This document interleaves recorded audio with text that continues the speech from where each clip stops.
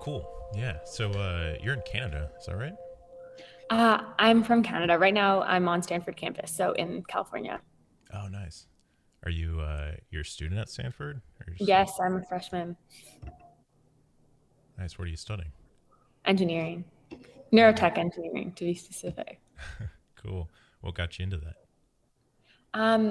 When I was, this is just like how I got into neurotech in general. When I was younger, I was part of this amazing innovation program, and they exposed us to a bunch of innovation technology startup things. And I remember learning about neurotech, and it literally blew my mind. And so I just continued with it. That's rad. And so neurotech would be, is that kind of like what it sounds like neuro, the study of neuro and technology paired to that? The way I think about it, it's like how can we interface the mind with machines? So people have been developing a bunch of new tools to be able to read things in the brain, to record things in the brain, to be able to stimulate both directly into the brain and external senses as like a layer of abstraction away. So all the different ways of essentially connecting our technology with our experiences of reality. What would you say is like the coolest thing that you've come across most recently as it relates to that line of There are so many cool things, to be honest. The more I learn about neurotech, my mind just it's crazy. To give you some examples, so researchers managed to detect imagined speech with implanted electrodes. And what that means is with electrodes in your brain, if you think of the word like pineapple, despite like certain parameters existing, researchers are able to understand what words people are thinking of. And even further, so I'm working in this awesome lab at Stanford now called the Hong Lab. And so they managed to create something called mesh electronics for the brain. So it's syringe injectable, meaning you can take these neural implants, inject them into the mind of a mouse with a syringe, and then it's a flexible electrode. And it is a mesh that literally becomes one with the brain. It can record neuronal signals and you can send electrical signals down the mesh to be able to stimulate neurons. So you can evoke potentials or evoke activity in the brain.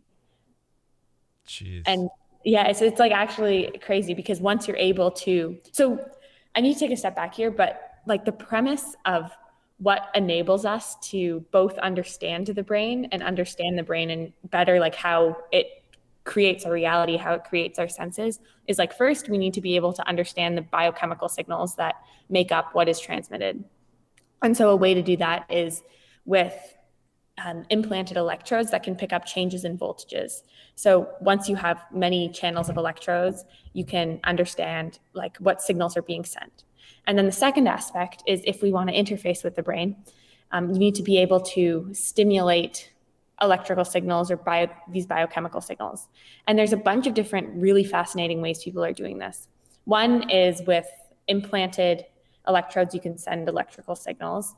Another option is so you can have little nanobots almost or little nanoparticles that you ingest or take into the bloodstream that this is another thing the Hong Lab is working on that go into the brain and then you can shine infrared light, ultrasound to be able to activate those nanoparticles. And the benefit of something like this is you don't have to have implant surgery. You don't have to do like remove a piece of the scalp. You don't have to actually like have like go under the knife. You just take something in and then send like ultrasound to be able to stimulate neurons in that way. There's like other research out of MIT that is able to send these like magnetic nanoparticles into the brain and then stimulate them with magnetic fields to be able to stimulate certain parts of the brain without having to do direct brain surgery.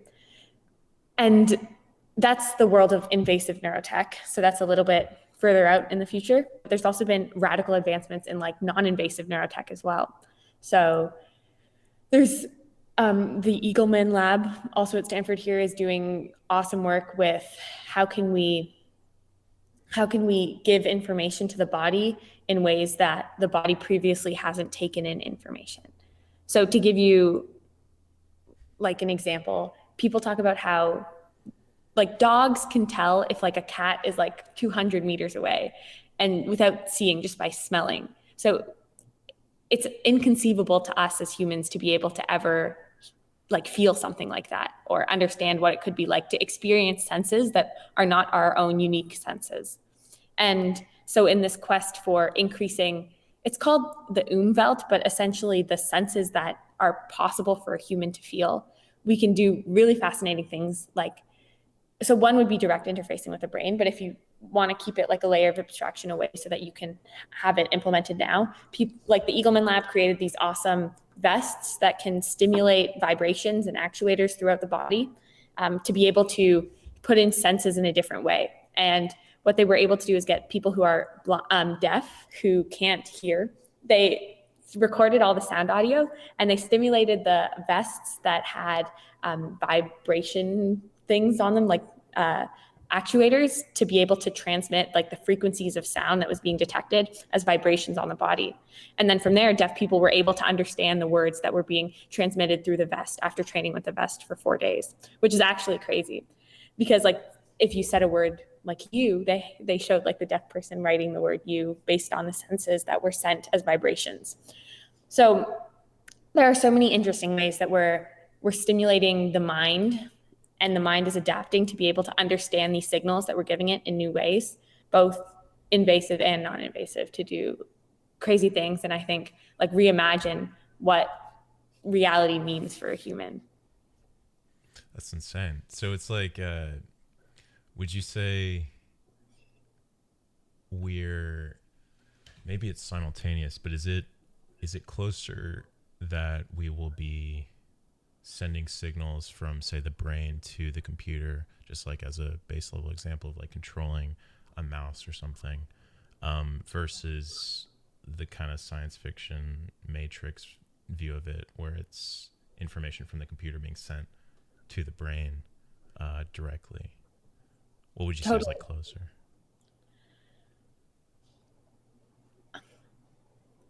I think they're both challenging for different reasons. So let's tackle one first. So for one aspect is reading to the brain, and the second aspect is writing, is what I'm understanding. So one is understanding, and you see this like with Neuralink's last example, where they managed to allow a monkey with brain implants to be able to play the video game Pong. And so that's reading the brain signals and being able to then control the external world. There's a study that is like called BrainGate. I think it was in 2001, if I'm correct. And BrainGate essentially allowed people who were paralyzed with implanted electrodes in their mind to be able to control a mouse on a screen. And the huge advancements Neuralink has made is like taking that like very lab, has to be in certain parameter setting, and like bringing it commercial and at scale, which is a crazy feat in itself. But we already saw like the initial developments in being able to understand how to move a mouse with our mind a while back. And so I think that fundamental technology is slightly understood. What's hard is if you want to be able to understand words. So instead of me speaking to you guys, how would you be able to understand my stream of words without me actually saying them, or like without me transmitting them to you via sound waves? And the way to do that, the difficulty is the bit rate, because the transmission, like the amount of data I'm sending out, is very large. And so you would have to get a lot of electrodes. You would have to be able to pick up these electrical signals like with huge amounts of data being processed instantaneously. So increasing this bit rate is one of the challenges that has to be developed to be able to transmit text and other higher forms of communication. So that's like the reading part.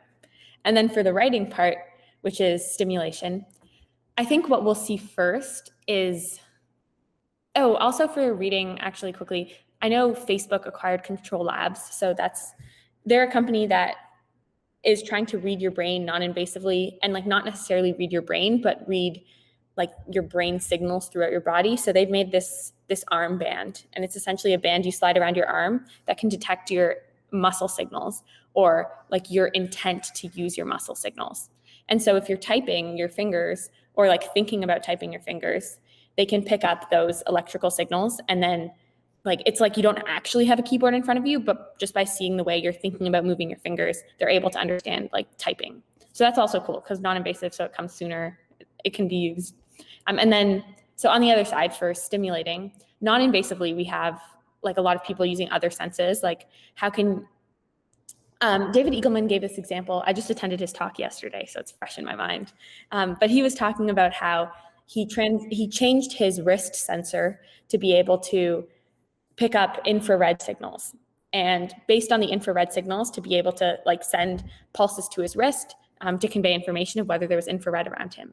So he was walking around the corner in like the street, and then he feels his like infrared sensor going off, and he was wondering like where does that come from? And so he followed it intuitively, and it led him directly to an infrared camera that was just off the corner of the street.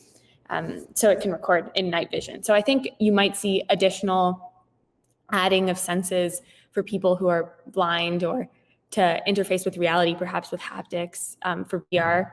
And I think those non-invasively can come soon. In terms of stimulating into the brain for like non-invasive things like change behavior, that's harder just because there is so much like direct changing of the brain you're doing. But I think it's definitely possible with like all this electrical stimulation, all the biochemical stimulation research that's being seen. That was a long monologue. Hopefully that was interesting. No, yeah, it's super interesting. It's yeah, it's really interesting to be alive in this time where it's like we're seeing this transition between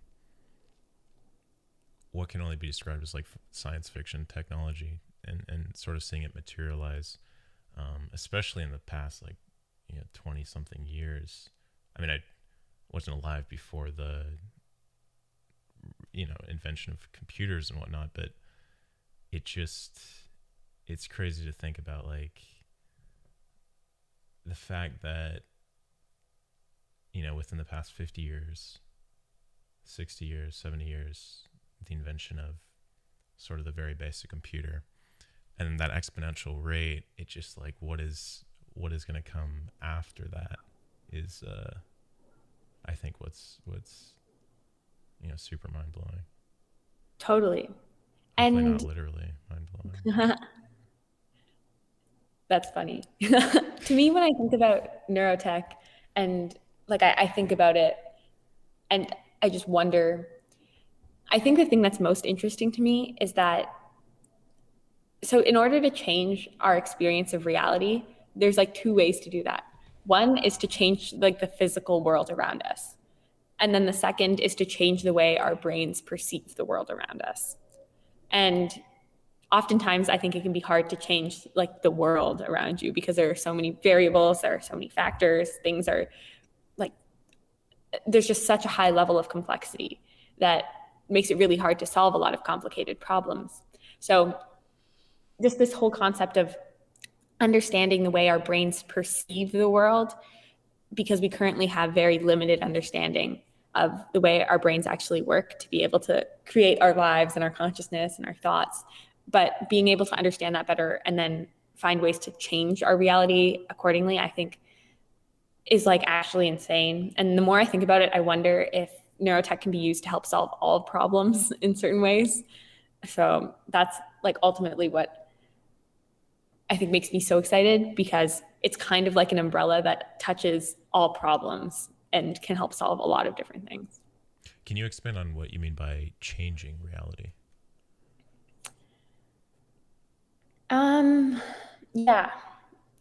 So I was just brainstorming recently, so this might not articulate very well. But let's see. So for example, if you're facing really, like if you're like the problem of world hunger, for example, it's like a hard problem to solve in the world. And so I can't help but wonder if we're able to understand our brains better, or like problems like what really makes people happy. Like how can we make sure people are living like really fulfilled, purposeful lives? Right now, that's really hard to do. And you see some people who are really poor and really happy, and some people who are really wealthy and really sad. So like traditional connotations of what makes people feel purpose or fulfillment are kind of misunderstood. And we lack a lot of exploration and understanding as to what even makes someone more, like have more purpose or fulfillment beyond just the theoretical or philosophical implications. So understanding more about the way our brains like create our meaning in our lives, I think could have a lot of implications in terms of like how can we make people live the most meaningful lives regardless of perhaps the physical situations around them. So it might be really hard to change like circumstance or country, but it might be perhaps easier to give people meaningful lives by understanding more about the brain. Hmm. Yeah, it's interesting. It's like a. It'd be interesting to see if there was. I mean, it's difficult to measure, but the sort of the zeitgeist of the collective. I hate to use the term collective consciousness because it's kind of overplayed, but I think what I'm getting at is the collective spread of information that is now changed with the invention of technology like the internet, right? Um, if that correlates to an increase in happiness, an increase in mood, or a decrease as compared to post-internet, because Totally. that's like just an example of like a gap of technology that I kind of see similar to a gap that the introduction of like BCIs would be. Totally. And intuitively, like my gut reaction is like, no, people have not become like orders of magnitude more happy because of the internet or like the spreading of information on the internet. Um, and originally, I remember like getting in, like when I first heard about brain computer interfaces, I was like, this field is absolutely terrible. Like, it's not going to increase human fulfillment or happiness.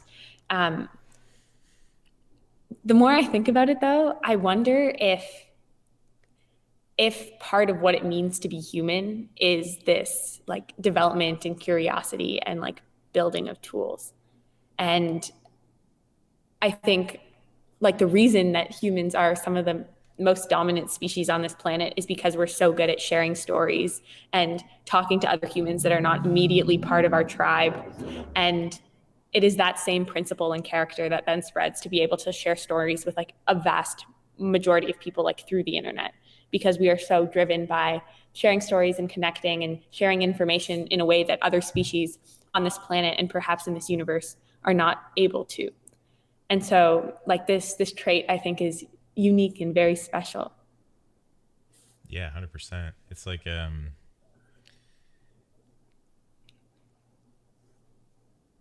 yeah, like the you think of like squids or whales and how they communicate, or even bats is just so different to us, right?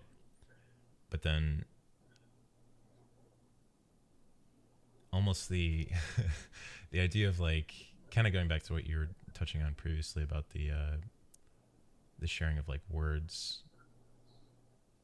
I wonder like what the language of say a future human civilization will be.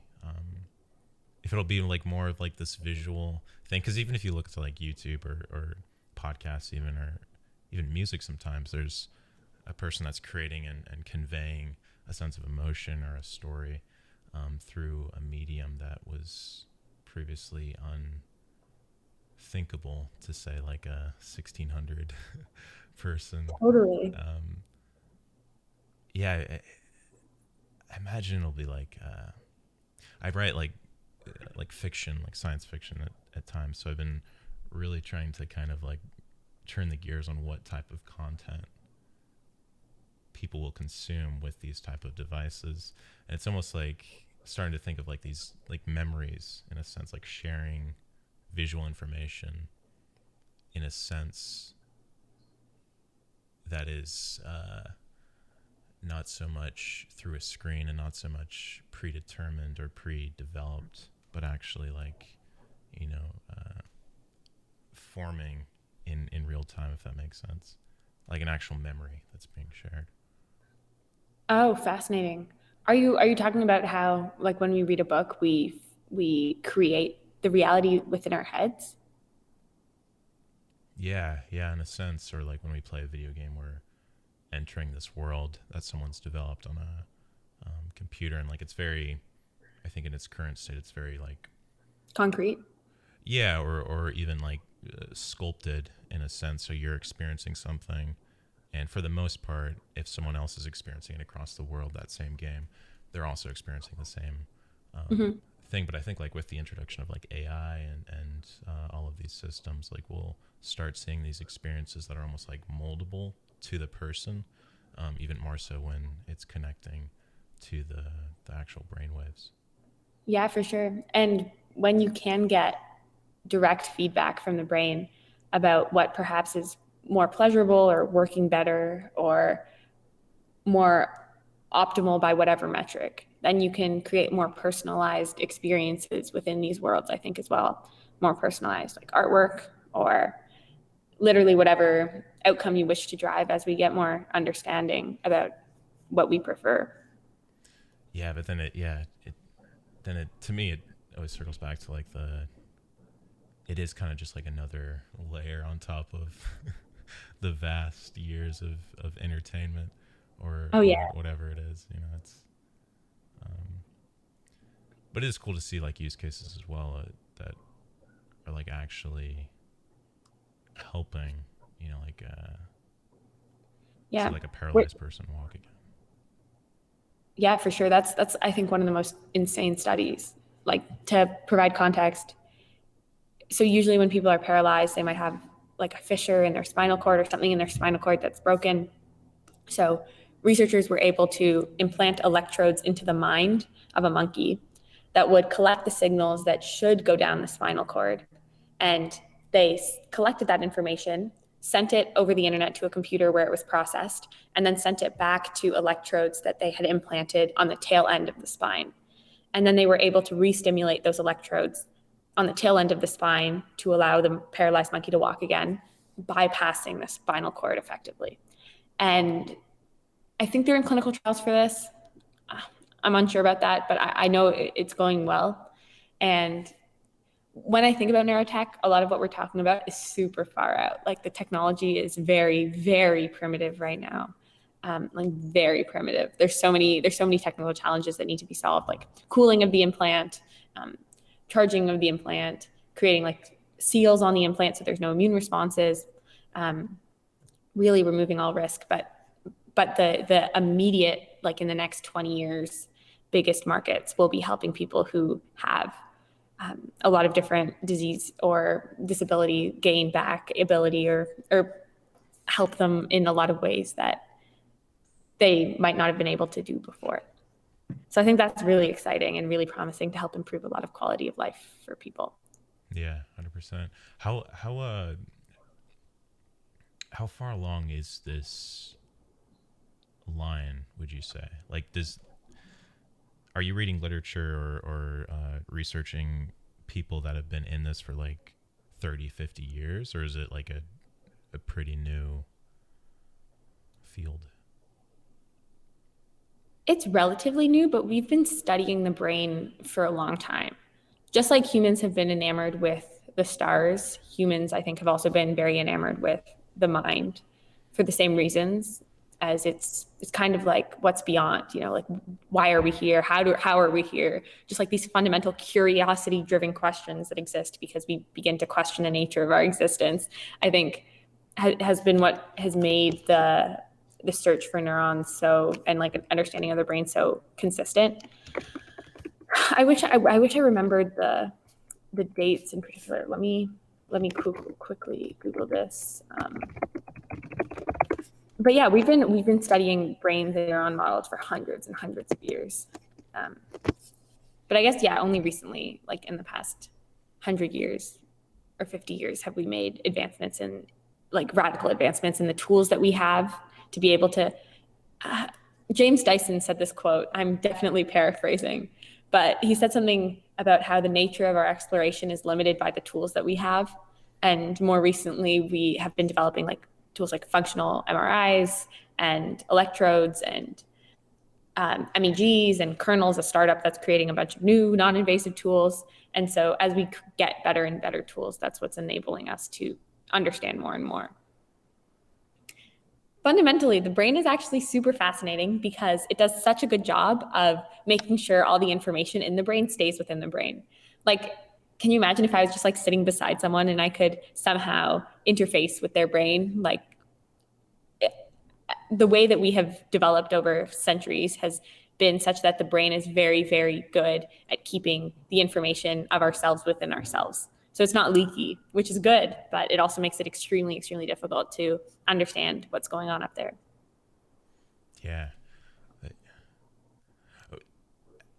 The the I think it was a yeah, it must have been a Neuralink video where they were showing the information and what it looks like, at least in their interface or programming language, I guess you'd call it, brain language, whatever it is.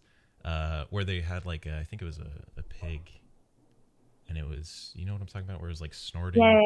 Yeah. So that information, we have to take that and decode it, right? And then Mhm. transfer it into like a programming language. Is that the Yeah, basic exactly. layman's term? I can break it down. Essentially, so that was electrical signals. And so each neuron, the way that neurons communicate with other neurons, and neurons are the fundamental cells that exist in the brain, the way that they communicate is something called an action potential.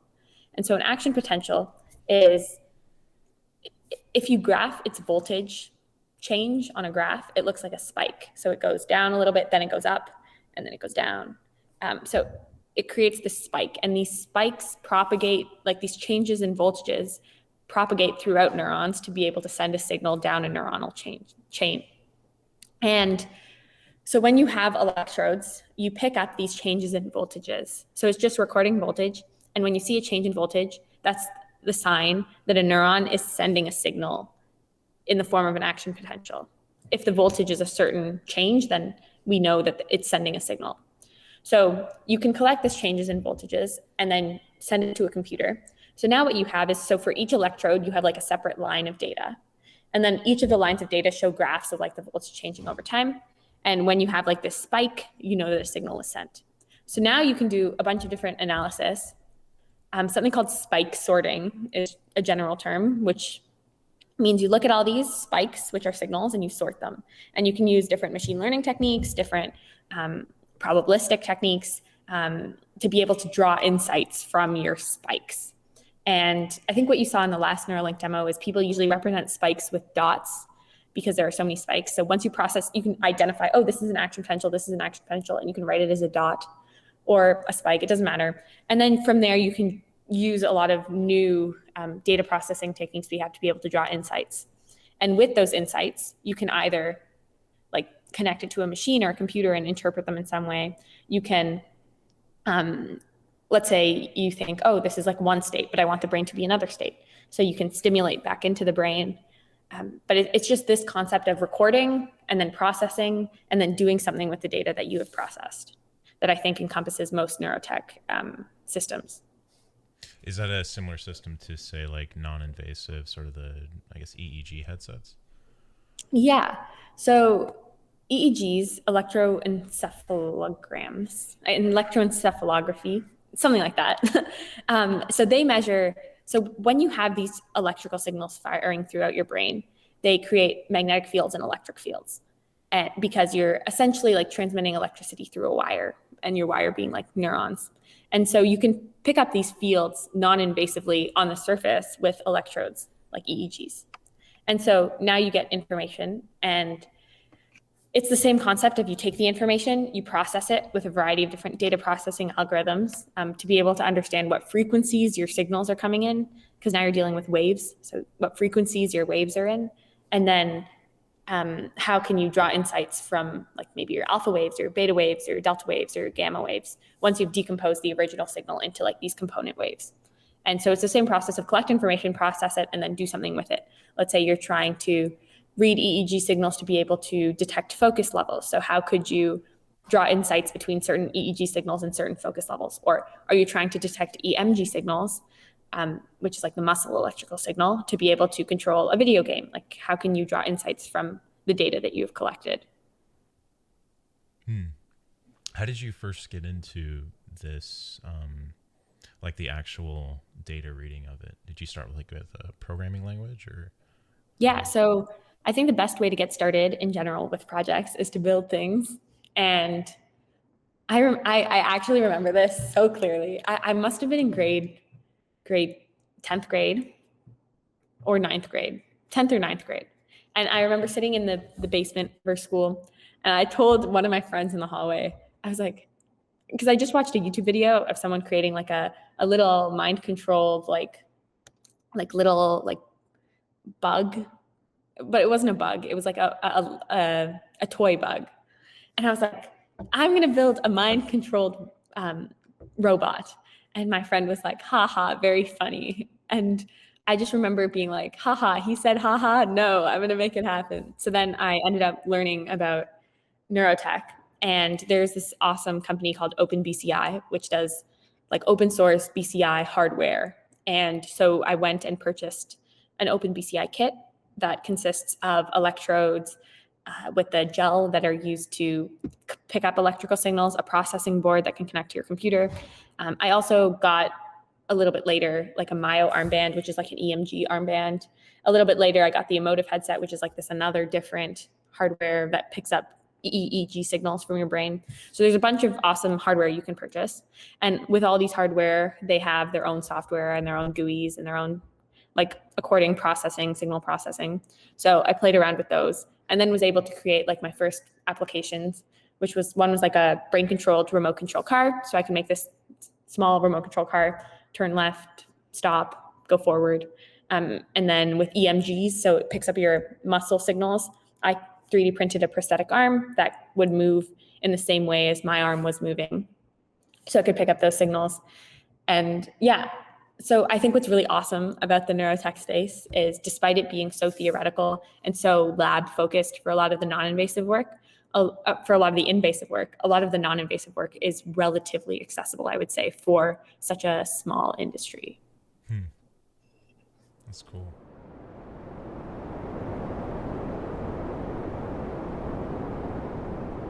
Kind of switching gears a little bit on at least the BCI front. If I'm remembering correctly, you built like a cryptocurrency platform. Is that fair to say? So I built a Program? platform. Yeah. I built a platform to let people anonymously upload genetic data to researchers. And it was a project for a hackathon, and it used Ethereum in the background to be able to facilitate the transactions. It was like a decentralized application. Okay, wait, I need to go back because these are just buzzwords. But so the problem is like it's sometimes really hard to transfer data if you want the data to be anonymous. And despite your data being anonymous, you want to still get paid for your data. So with a lot of the awesome tools like Ethereum smart contracts, which allow you to write code on top of the Ethereum blockchain, I built this decentralized application that allowed people to upload information, receive payment for their information, and even though they were sending data, they would be relatively anonymous because you can't actually see the person. You can just see their public Ethereum address, and then they would get paid accordingly. How does that economy work? Like, is it in theory, is it a doctor or a researcher that's paying for the information, and then they're Yeah, the person that uploaded it is receiving a cut of that? exactly. A lot of the ways a lot of research works, and this is how the research industry has worked for a while, is researchers need to do these research studies and they need data. So they'll oftentimes pay people to get their information. Like they'll pay research subjects to get information for their research studies. And sometimes these payouts can range anywhere, like $200 is not absurd to be able to get information from people. Yet sometimes there are ethical concerns wondering if I share really personal information, I'm not sure if I want the information to be attributed to me directly. But you want it to be attributed to you, but perhaps you want it to be attributed to you in a way that you still own your data and you are not immediately identifiable. So it was that structure that spawned the creation of the platform. What led you to create that? Is it just like an idea that just came to you one day? Yeah. I so 2 years prior to that, I got started helping out in a gene editing lab in Toronto. And so I began being exposed to CRISPR gene editing and like the crazy implications of that. And how important genetic data was to be able to make these decisions and understand how to create better therapies and the problems that existed with genetic data sourcing. So that, I think, gave me the context to be able to formulate the idea better. Ultimately, this project isn't used for anything. I ended up continuing it at Consensus, where the same technology is being used for copyright, kind of, in this other project, but it's not like you can use the platform today. That's cool. What would you say are some of the implications of CRISPR? Oh yeah, CRISPR's insane, man. So kind of like CRISPR and neurotech, wow, like redefine what it means to be human. Kind of like coding is manipulating bits. Like coding is insane. We are speaking through code. We create new creations on the internet. We can transmit information just by the fundamental premise of programming. Like, what if we could program biological things? So everything around us is made up of DNA. All living things are made up of DNA. Trees are made up of DNA. So they're made up of cells, and cells have DNA. I am made up of DNA, like in my cells. Plants and mangoes and chickens and fish and mushrooms all are made up out of these biological fundamentals. And DNA is further made up out of 4 nucleotides, so like 4 building blocks, which consist of adenine, thymine, cytosine, and guanine. And these 4 building blocks are kind of like ones and zeros in a computer. You just manipulate them in different ways to be able to get different outcomes. And scientists logically began wondering, what if you can manipulate the order of our A, T, C's, and G's in our biological code? And it's crazy powerful because a lot of mutations in DNA cause a lot of really bad diseases. And this ability to edit mutations and fix a lot of the errors in DNA that can arise can help us solve immediately a lot of really hard and tragic disease. So that's I think where the world of gene editing began. Well, actually, it began because we found out that CRISPR, which is a tool that allows us to edit the genes, was found in bacteria because it's essentially a bacteria's immune system. Okay, let me just think. Okay, like really quickly. So the way bacteria fight viruses like COVID or other viruses is they're able to find the viral DNA, understand that it's a virus, and the next time they see a virus, they can search for the virus's DNA and cut it out of its own DNA. So they develop like this immune system where they can search for virus DNA and remove it. And it is this same concept that's used in gene editing, because now we can program our like virus's DNA, but it's not like we can program our target DNA, search in the human genome for the target DNA, and then cut it out of our DNA. And so this simple premise of find and cut, you can literally do any operation. Let's say you want to insert something. You find and cut and you find and cut. So now you have like this empty space. And if you, at the end of your find and cut, you just bring like a separate DNA strand or RNA strand you want to insert, it might like insert in that location. If you want to cut something out altogether, you can cut and then it can refuse. If you want to remove one nucleotide, you can do that as well.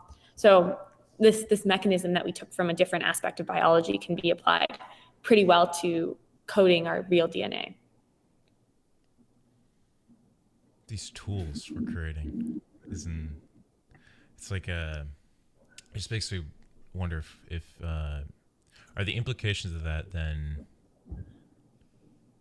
simply fixing, say, a virus or a disease or creating like an antidote, or does it also branch into, say, like creating a superhuman for like the Olympics or something? Is that on the table that they're... Yeah, totally. I think you might have seen like the first gene edited embryo was like very controversial, and it happened this year or last year, where a scientist had like 2 embryos that had HIV, and so they edited out HIV using CRISPR. And I remember reading an article, not sure the validity of this article, but I remember reading an article that said just like a byproduct of cutting out this segment of DNA, like helped with the gene that was like, I'm not sure if I remember this correctly, but like helped with the gene that created memory formation. So just by virtue of cutting out this like disease gene and mutation, we also added like we created something, or we created an embryo that might have better memory capabilities. And so what does that mean for knowledge and understanding and like a lot of different traits? It is very, very conceivable and very technically feasible to change like physical traits, a lot of genes that we understand how they work and what they correlate to like upregulate or downregulate them. Like this technology pretty much exists. I would say there are very stringent guidelines on preventing like designer babies and a lot of human what's the word I'm looking for? Like gene selection. But like feasibly it's possible, but ethically it's very, very scary and like a whole can of worms.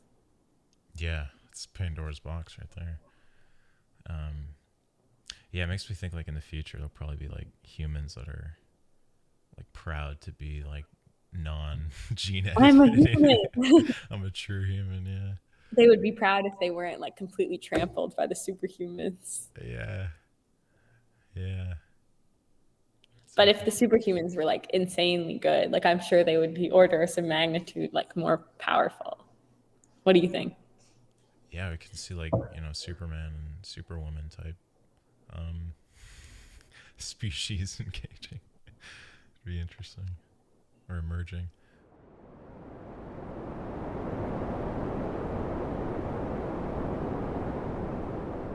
What do you? This is a very light question, Yeah, but yeah. what do you think is the meaning of life? Mm, yeah, love that. Very light. Yeah. um, so I have thought about this a lot, as I'm sure most people have.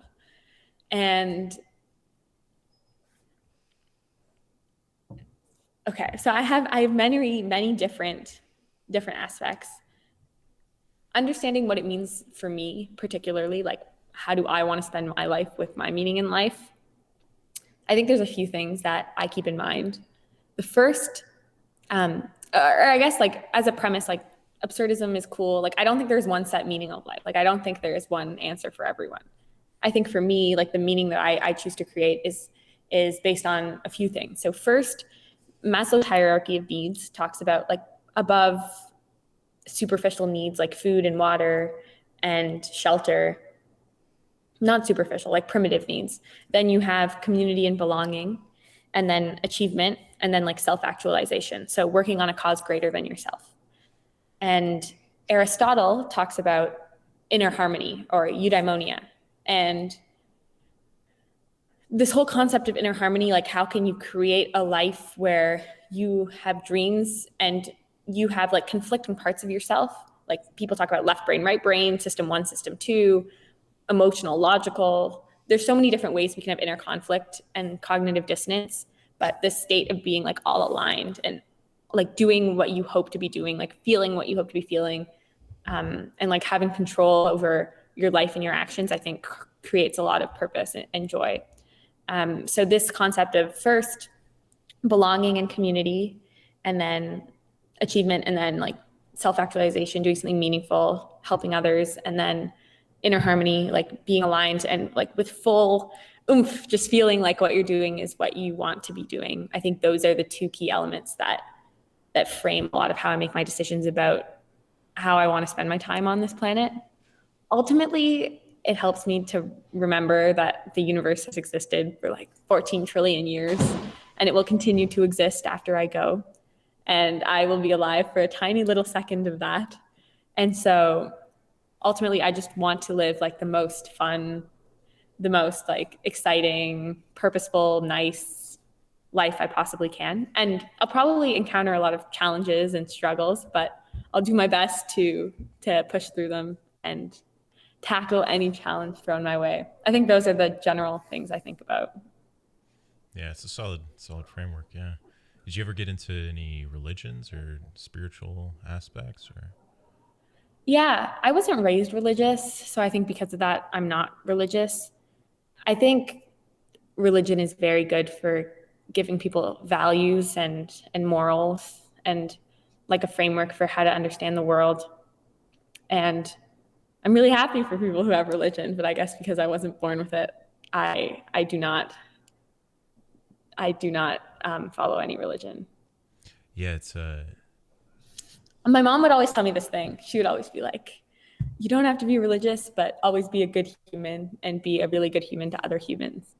And so I try and keep that as my fundamental. yeah, 100%. It's it's interesting to be, I think, alive in this time period, not only because of like the technological shifts that we're seeing, but this framework that was laid out by like Aristotle or these people that came before in this in their brief period of time in relation to the massive expanse, and then the subsequent generations following that, trying to grapple with a religious view and a scientific view or a materialist view or all these different views, and then the introduction on top of that of like our ability now, especially our generation, to have access to everyone else's viewpoint in a sense is yeah, it's interesting. It's like formulating all of these different viewpoints into a singular viewpoint for that individual, I think is a task that It's very hard. It's very hard. And yeah, there's so many things we don't know. Like we barely understand the universe. Like barely. So a lot of people are like, some of these ideas can't coexist, but I think maybe they can coexist because there's just so much we don't know. So it's hard even understanding like the fundamental axioms of what is a suitable combination of worldviews. yeah, 100%. Especially because we're so like interconnected compared to our previous sort of construction of Earth. Like you'd have these different, geographical locations with their different beliefs, but now we have like this layer on top of it that's like the, I guess, metaverse of, or internet even of connected ideologies and viewpoints. It's kind of like a massive human experiment that we're living through. Yeah. It's crazy. It's absolutely crazy. And I think that question is actually super powerful. Like when I talk to people here on campus about their journeys with religion, like it's it's it's wonderful, it's astounding. It's like just this whole concept of like what makes up the world around us, I think is something we will always ponder and like always question and always like think about because it's just so primitive and key. Like how did we get here? You just look up at the stars and you're just reminded of the questions every night. Yeah, it's like the biggest question, but like no one knows, or no one Yeah. has like a definitive, thing. Perhaps that's good. Yeah, How boring would it be if we knew everything? be very boring.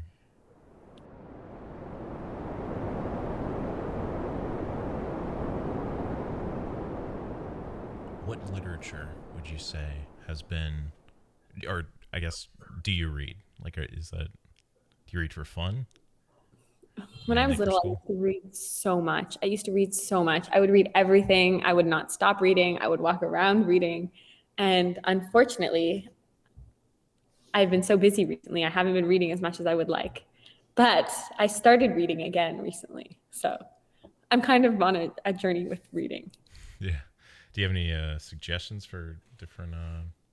topics of people out there? David Eagleman has this book that he published recently called Live Wired, which is fascinating. It talks about neurotech and the brain. The book I'm reading right now is called The Daily Stoic. It's very good. It's like a thought every day that gets you thinking about your life and how you want to live it, and like reminders. Um, what else? Sam Harris is always awesome with his content and books as well. So would recommend literally anything written by him as well. Those are the immediate ones that come to mind. Maybe I should publish a list or something. Yeah, it's always interesting to see what people in the tech field kind of gravitate towards. Yeah, 100%. Well, cool. Thanks for coming out. It's interesting Thank hearing you for about having these me. advances. Yeah, for sure. Have a great day.